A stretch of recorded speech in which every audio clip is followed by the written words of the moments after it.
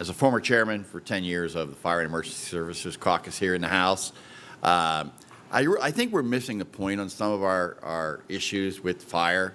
I'm very active with a lot of my fire departments there for banquets and all kinds of things that we do. I just swore in a merging fire company, 2 companies that merged recently.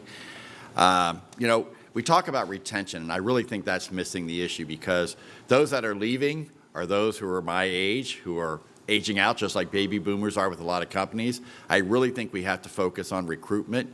A few years ago, I got a grant for $5,000 for one of my high schools to do a test program, and that is to have a trainer from the Fire Institute, I believe it's Maryland, because it's on the Maryland border with Southeastern School District, to come in and create basically an extramural or extra intramural, whatever you want to call it, activity after school. And every one of the kids who went through that program joined one of the fire companies in that region.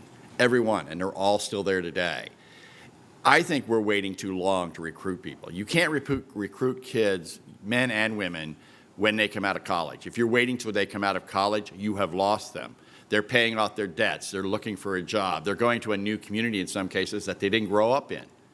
And so they're not familiar. So they're still searching out what they're doing in that particular community they're now living in.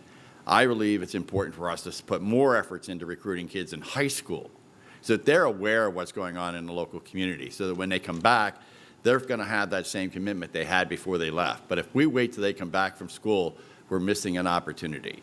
And I think we really have refocused on the wrong things in trying to save our volunteer fire companies, because as I say all the time, if we don't save our volunteer fire companies, Pennsylvania taxpayers are going to find probably a $13 billion tax increase to pay for the paid fire companies. And that's a concern to me. Not that our paid firefighters don't do an outstanding job, but that's a huge financial burden on all the people of our community, particularly the lower income families, when they have to pay that tax. So I just think we have to do a better job of understanding that if we truly want to save our volunteer fire companies, it has to be started in the high schools. And if we don't do that, then we are going to fail in the mission to save our volunteer fire companies. Like I said, I've proven it in York County that it does work. It starts at the school level. And so just again, Commissioner, I hope that we can pass that along to our fire companies, is they really have to get these kids when they're young. I mean, we have a lot of fire companies that spend a lot of time with junior firefighters, which is a great program.